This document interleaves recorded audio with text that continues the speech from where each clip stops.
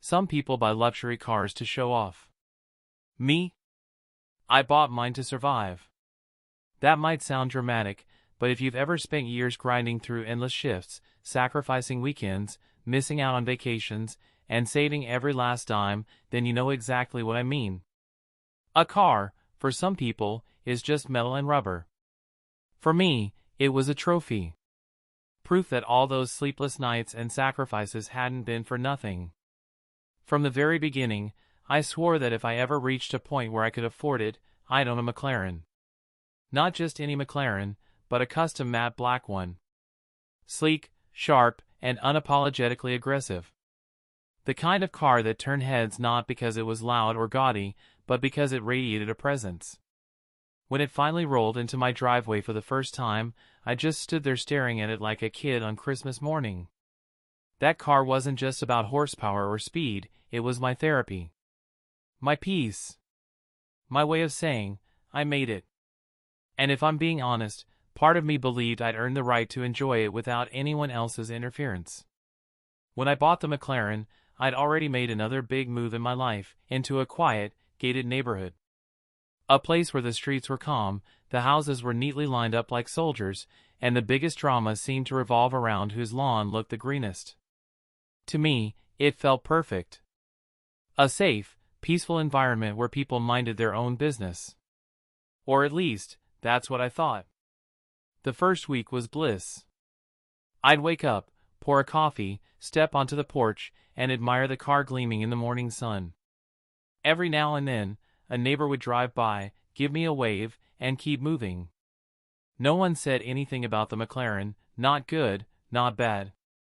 And honestly, I preferred it that way. The car wasn't for them. It was for me.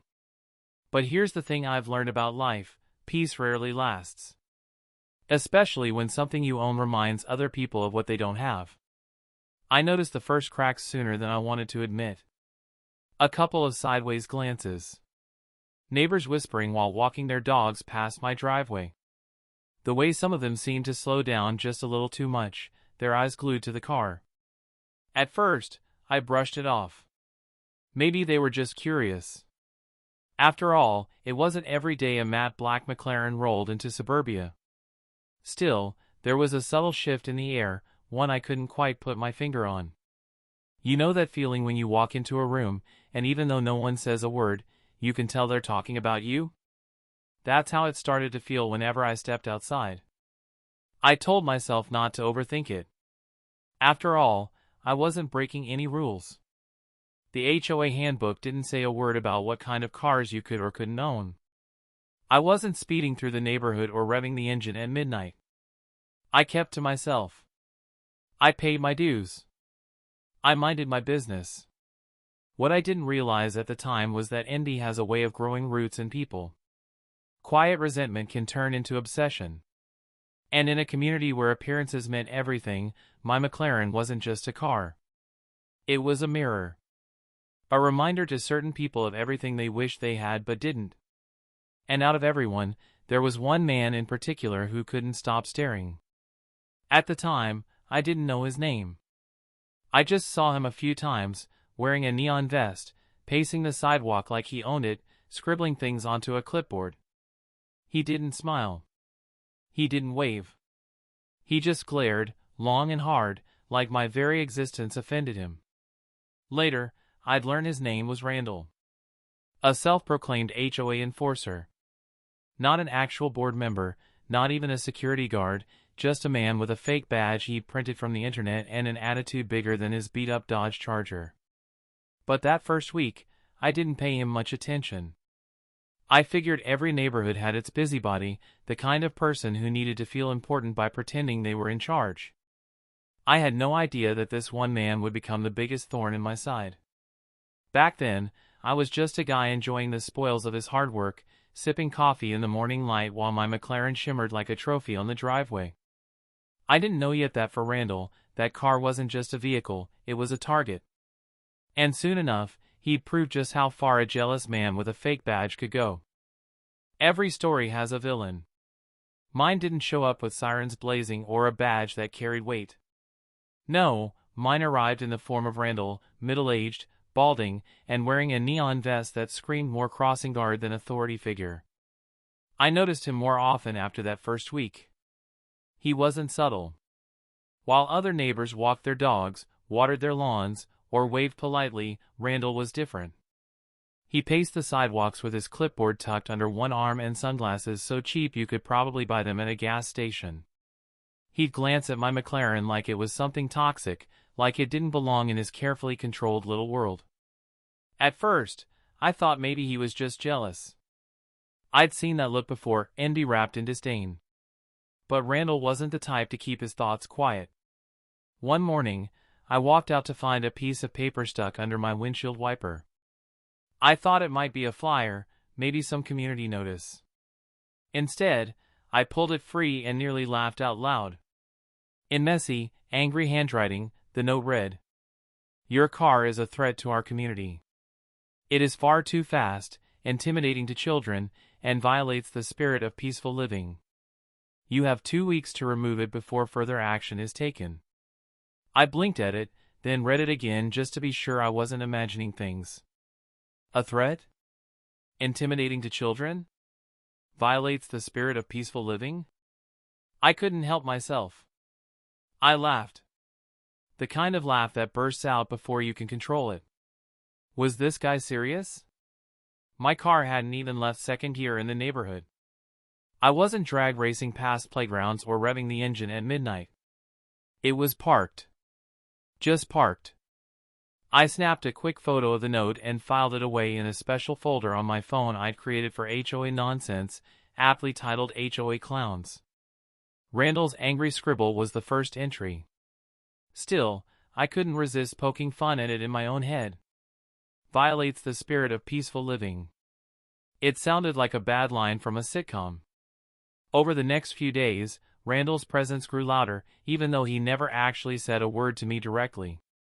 I'd catch him slowing down when he walked past, pretending to scribble on his clipboard. Sometimes he'd stop altogether, arms crossed, standing there like some low-budget security guard keeping watch over my driveway. Other neighbors began noticing too. One even joked to me while walking his dog, "Careful, looks like Randall's writing you a ticket." We both laughed, but under the humor was a twinge of unease. See, Randall wasn't just a busybody. He was a man who believed he had authority. And belief can be dangerous. The thing about people like Randall is that they're never satisfied with just glaring. They need validation. They need to feel powerful. And when they don't have real authority, they create fake authority. In his mind, my McLaren wasn't just a car, it was a challenge. Something to conquer. Something to control. For me, though, I still thought it was all bluster. A handwritten note, a few glares, and an overinflated ego. Nothing worth losing sleep over. I wasn't breaking any rules. I wasn't in violation of the HOA handbook. If anything, Randall was just embarrassing himself with his theatrics. But that's the danger of underestimating a man like him. I thought the story ended with a note and a clipboard. I thought his threats were nothing more than empty words scribbled in frustration. I was wrong. Because 2 weeks later, when that deadline he'd written on my windshield finally came, I woke up to a morning that would change everything. The sun was shining, coffee was warm in my hands, and for a moment, life felt good. Until I stepped outside and saw my McLaren. Not scratched. Not dinged. Wrecked. Windows shattered. Tires slashed. Paint stripped down as if someone had gone after it with sandpaper. My dream car looked like it had just survived a riot. And that's when I realized Randall wasn't bluffing. He was escalating. And he'd just made the biggest mistake of his life. 15 days. That's how long it took for Randall's little warning note to turn into something far worse. The morning started like any other. Sunlight spilled across the street, birds chirped in the distance, and I stepped outside with a mug of coffee in my hand, ready to take in a peaceful day. For a few seconds, I didn't even register what I was looking at. My brain refused to process it. My McLaren, my dream, my therapy, my trophy, wasn't gleaming in the driveway like it always did. It was destroyed. Windows smashed into jagged teeth. Tires slashed, sagging flat against the pavement. The matte black paint I paid extra to customize looked like someone had attacked it with sandpaper and a hammer. The car didn't look vandalized, it looked like it had been through a riot. The coffee nearly slipped from my hand as my stomach dropped. For a long moment, I just stood there frozen, staring at the wreckage. That's when I heard a quiet voice from next door. "Hey," Denise whispered. She was one of the few neighbors who'd always been kind to me. Normally cheerful, she now looked pale and uneasy. She shuffled closer, glancing around like she didn't want anyone overhearing. "I saw something last night," she admitted, her voice barely above a breath. "Randall was out here with the landscaping guy. They were messing with your car. I thought it was weird." "Weird?" I wanted to laugh, but my throat was too tight. This wasn't weird. This was criminal. I thanked her, but instead of exploding in rage, something inside me clicked into place. A calmness I didn't expect. Because Randall had no clue that I'd been a step ahead of him. See, when I moved into this neighborhood, I didn't trust the safe and quiet label everyone bragged about. Too many stories about break-ins and HOA disputes had made me cautious. So I'd invested in something special, a security camera built right into my porch light. Invisible. Unnoticed. Always recording. I set my coffee down, walked back inside, and pulled up the footage. My pulse thudded as I skipped through the timeline until, there it was. Randall. Clear as day. Neon vest glowing under the porch light, clipboard tossed aside, hammer in hand. He wasn't just tampering, he was on a rampage. Smashing the windshield, scraping the paint, slashing the tires while ranting about neighborhood safety. His face twisted with some kind of twisted self-righteous fury, like he thought he was saving the community by destroying my property. The landscaper stood nearby, nervously shifting, clearly dragged into this insanity against his will. Randall barked orders at him, at one point yelling, "This car doesn't belong here. It's dangerous. I'm enforcing the rules." I sat there, watching my so-called neighbor dismantle my car piece by piece. And for the first time since moving in, I smiled. Not because I enjoyed watching my McLaren get destroyed, but because Randall had just written his own downfall in high definition. He had no idea the evidence against him was so clear, so undeniable, so damning. I leaned back in my chair, replayed the footage once more, and then reached for my phone. "Hello," came the voice on the other end. "My lawyer," I said calmly. "You're going to want to see this." When I sent him the clip, his reaction was priceless. He laughed. Full belly laugh. Then he said, "This guy thinks he's what, an HOA cop? This is felony level vandalism. Send it to the police right now." He didn't need to tell me twice. See, the thing about people like Randall is they always assume no one will push back. They think intimidation will work, that their fake authority will scare people into submission. What he didn't realize was that by crossing me, he hadn't just picked the wrong target, he'd given me exactly what I needed to destroy his little fantasy once and for all. As I closed the laptop, I glanced out the window at my wrecked McLaren. It hurt, sure. But the anger was gone, replaced with a cold determination. Randall thought he'd won by wrecking my car. But in reality, he'd just upgraded me. Because now, he wasn't dealing with a neighbor. He was dealing with lawyers, police, and a court system that wouldn't find his neon vest or fake badge the least bit impressive. Randall had declared war. And I was about to show him what happens when you pick the wrong enemy. The morning after I discovered the wreckage of my McLaren, I was still buzzing with a strange mix of calm and adrenaline. Calm because I had the footage. Adrenaline because I knew it was only a matter of time before the law closed in on Randall. But apparently, Randall didn't share that sense of reality. Because just as I sat down with a fresh mug of coffee, there came a knock at my door. Not a polite knock. Not the friendly three-tap rhythm of a neighbor dropping by. This was the kind of knock that screamed entitlement, authority, and arrogance all rolled into one. I opened the door and, sure enough, there he was. Randall, in all his fake glory. Neon vest? Check. Cheap mirrored sunglasses? Check. Clipboard tucked under one arm like he was auditioning for Mall Cop of the Year? Double check. Morning, he barked, not even waiting for me to respond. He jabbed a finger at me like he was writing me up on the spot. You've ignored official HOA directives. Your car is a threat to this neighborhood. I have the right to enforce action. Consider yourself fined. I almost choked on my coffee. Fined?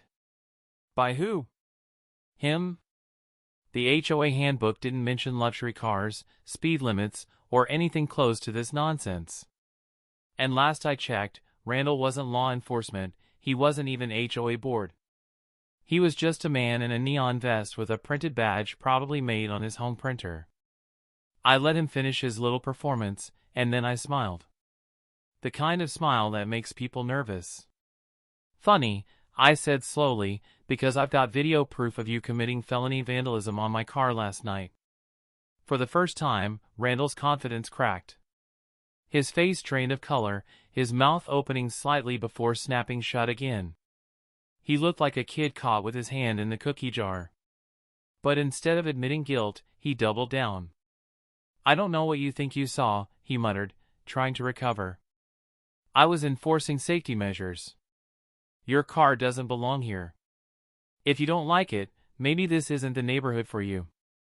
Oh, I like it here just fine, I replied, sipping my coffee. But I think you're going to like the police a little less when they see what I've got. Randall's jaw clenched. His hand tightened on the clipboard until his knuckles went white. Then, without another word, he spun on his heel and stormed off, muttering under his breath about calling the board. 2 hours later, I found out what he meant. An email hit my inbox, emergency HOA meeting, attendance required. I laughed. Of course Randall wouldn't go quietly. He had to drag the entire board into his fantasy of authority. And part of me wanted to see how far he'd take this circus. The meeting was held in the community clubhouse. I walked in to find Randall already seated at the head of the table like he was running the show, clipboard still in hand. The board president, a woman named Marka, sat nearby with an expression caught somewhere between concern and embarrassment. Let's be reasonable, Marka began as soon as I sat down. Randall was acting in the community's best interest. Maybe the damage was excessive, but... I cut her off, my voice sharper than I intended. No. There's no maybe about it.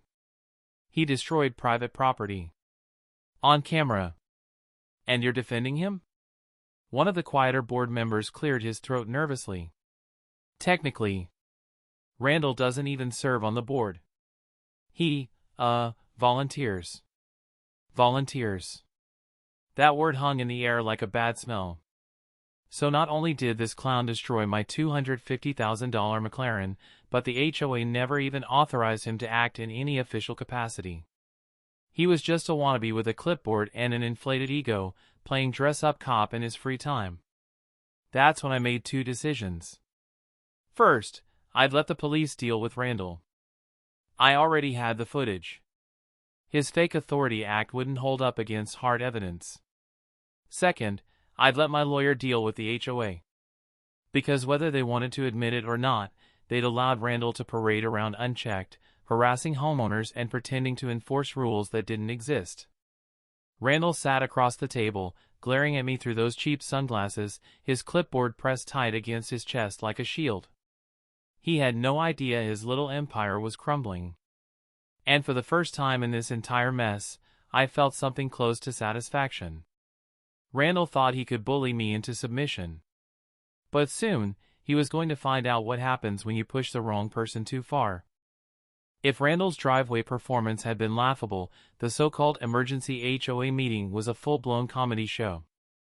When I walked into the community clubhouse, I already knew how it would play out. Randall would posture like he was the sheriff of the neighborhood, the board would wring their hands and try to smooth things over, and I'd be the only person in the room holding actual evidence. Still, curiosity, and maybe a little bit of spite, made me show up. Randall was already there, planted at the center of the long table like a judge ready to deliver a verdict.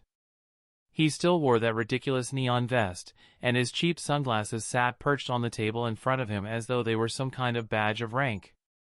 His ever-present clipboard was clutched in his hand like a gavel. The board members sat on either side, trying to look professional but failing miserably. The president, Marca, had the forced smile of someone attempting to hide a disaster under a rug. The others shifted nervously in their seats, clearly dragged into this circus against their will. Marca cleared her throat. Let's get started. We've had reports that a vehicle in our community has created tension. Randall has been working to ensure the safety and peace of our neighborhood, and... Stop! My voice cut through her sentence like a blade. I wasn't interested in platitudes. Your volunteer destroyed my car. I've got it on video.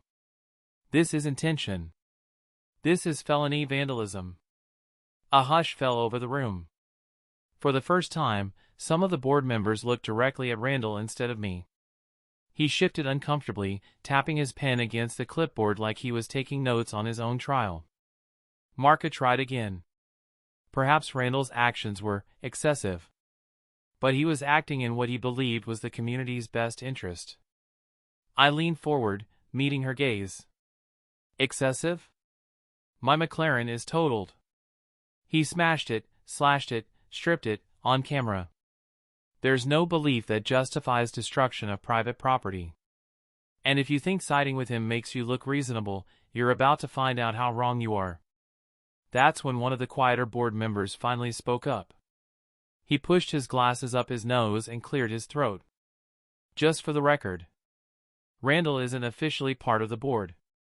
He, volunteers. The word volunteers echoed in my head. So let me get this straight. This clown isn't on the board, isn't a security guard, isn't even recognized officially, and yet you let him parade around in a vest, wave a clipboard, and pretend he's law enforcement? The absurdity was almost funny. Almost. I sat back in my chair and smiled. Thank you for clarifying. That makes this even easier. Randall slammed his pen down, finally losing his cool. This car doesn't belong here. It's dangerous. It scares children and undermines the community's values. I'm protecting the neighborhood. His voice cracked with desperation, and for a brief second, I saw it, his need for power, for control, for significance. Randall wasn't enforcing rules. He was feeding an ego that had nothing else going for it. I shook my head slowly. You're not protecting anything, Randall. You're a middle-aged man playing dress-up with a fake badge, and now you're about to answer to the law. The silence that followed was heavy. Even Marco looked rattled. That's when I made my decision clear. Here's how this is going to go, I said. I'm handing the video over to the police. Randall will deal with the criminal charges. And as for this board? My lawyer will be in touch. You allowed this man to act as if he represented you.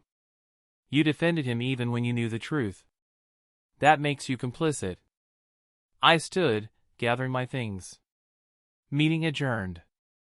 The board members avoided my eyes. Randall's face was beet red, his hands shaking as he clutched his clipboard like it could save him. But nothing could save him now. Not the vest. Not the sunglasses.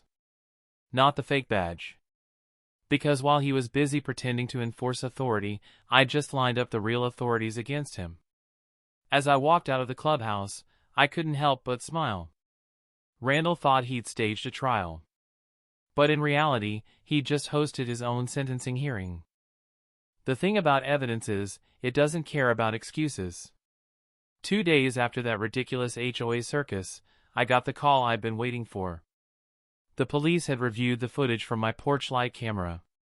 It showed everything: Randall creeping around in the dead of night, vest glowing like a dollar store superhero costume, hammer swinging against my McLaren. His ranting about protecting the neighborhood made the video even more absurd. The officer on the phone didn't mince words. Sir, this isn't just vandalism. We're adding impersonation of an officer. He's in trouble.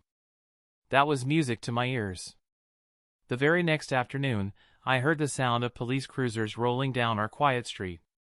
Neighbors peeked out from behind curtains, kids stopped their bike rides, and for once, all eyes weren't on my car, they were on Randall. I stepped onto my porch with a mug of coffee, calm as a judge waiting to pass sentence. The officers walked straight up to Randall's house. He came out puffed up like always, vest zipped tight, clipboard tucked under his arm, acting as though he was about to write them a ticket. "This is private property," he barked, pointing at the officers like he was their superior.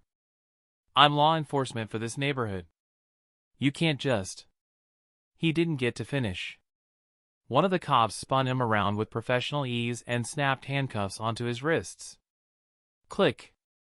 That sound was better than any engine roar I'd ever heard. The whole street seemed to hold its breath before erupting into whispers and stifled laughter. A few kids actually clapped, one even shouted, "Bye, Randall." The sight of their self-proclaimed enforcer being hauled off in cuffs was poetic justice at its finest. Randall's face was beet red, his voice cracking as he screamed, "This is a setup. I was framed. I was keeping everyone safe." Safe? Tell that to my totaled McLaren. The officers didn't bother arguing. They shoved him gently but firmly into the back of the cruiser. The clipboard he loved so much clattered to the driveway, abandoned like the plastic badge he'd been hiding in his pocket. I didn't have to say a word. I just raised my mug in a silent toast as the car pulled away. For once, Randall wasn't the center of power. He was just another criminal on his way to booking. But his arrest wasn't the end. It was only the beginning. Within days, my lawyer filed formal charges: vandalism, destruction of property, impersonating an officer, and criminal mischief. The value of the damage pushed it into felony territory, which meant real prison time was on the table. Randall tried to fight back, of course. He hired a lawyer who attempted to paint him as a misunderstood community volunteer. But that facade crumbled fast once the footage hit the courtroom. There he was on the big screen, hammer raised like some deranged warrior, neon vest glowing under the porch light as he ranted about illegal cars and neighborhood safety. The jury didn't need convincing. Neither did the judge. When the judge leaned back, rubbed his temples, and said, "Mr. Randall, this is one of the most absurd cases of self-appointed authority I've ever seen," I knew it was over. And the fallout wasn't limited to Randall. The HOA board, already teetering from internal drama, faced its own reckoning. Word spread through the neighborhood that they had knowingly let Randall parade around as their enforcer without any official capacity. Worse, they defended him even after being shown proof of his crimes. Petitions circulated. Angry homeowners packed meetings. Within weeks, the entire board was dissolved. No more bogus letters. No more power trips disguised as community spirit. For the first time since moving in, the neighborhood actually felt peaceful. Randall, on the other hand, wasn't so lucky. The charges stuck. The restitution alone could have bought him a decent car, certainly nicer than his beat-up Dodge Charger.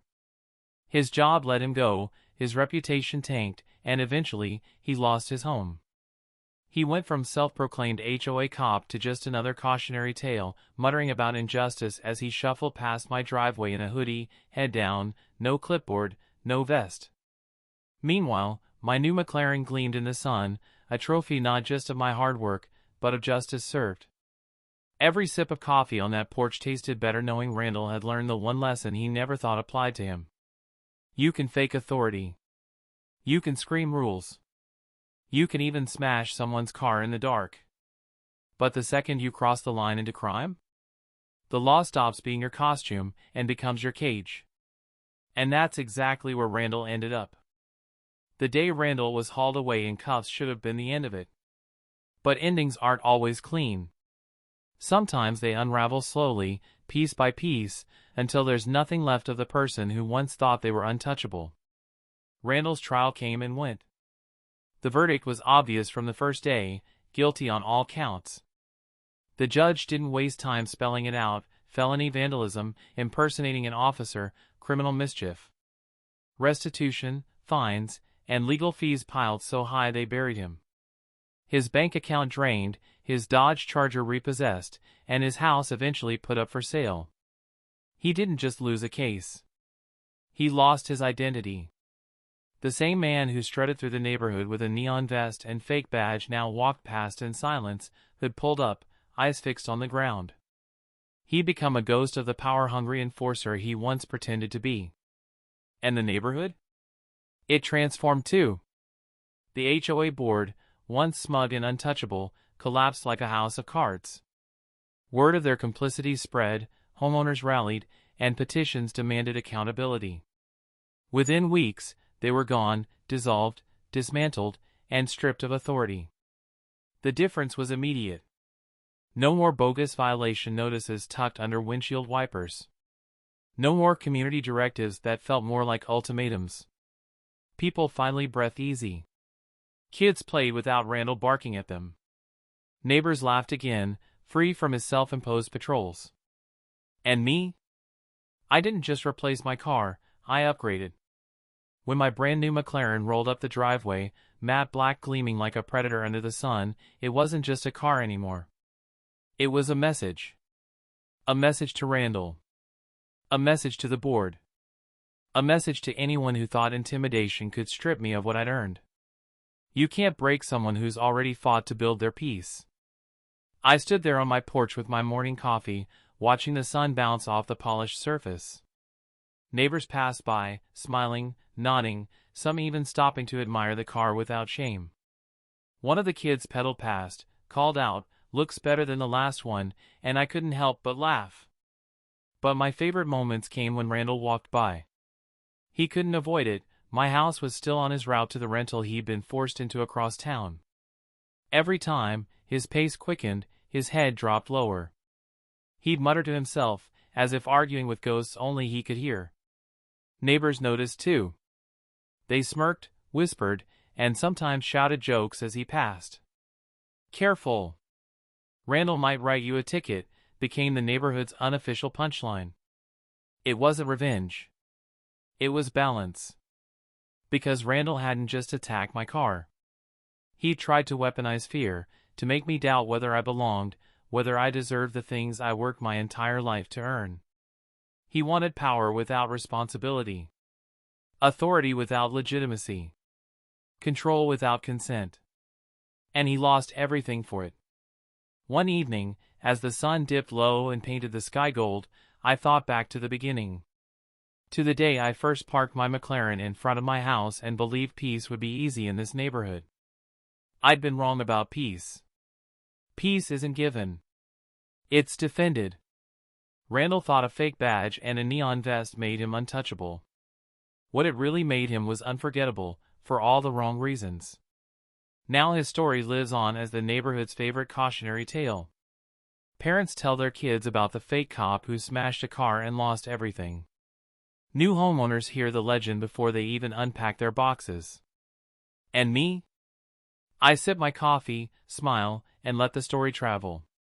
Because in the end, I didn't just win back my car. I won back the neighborhood. I won back the peace Randall tried to take. And as for Randall? He'll forever be remembered not as an enforcer, not as a protector, not even as a villain. But as the man who thought he could play cop. And ended up policing only himself, in the prison of his own downfall.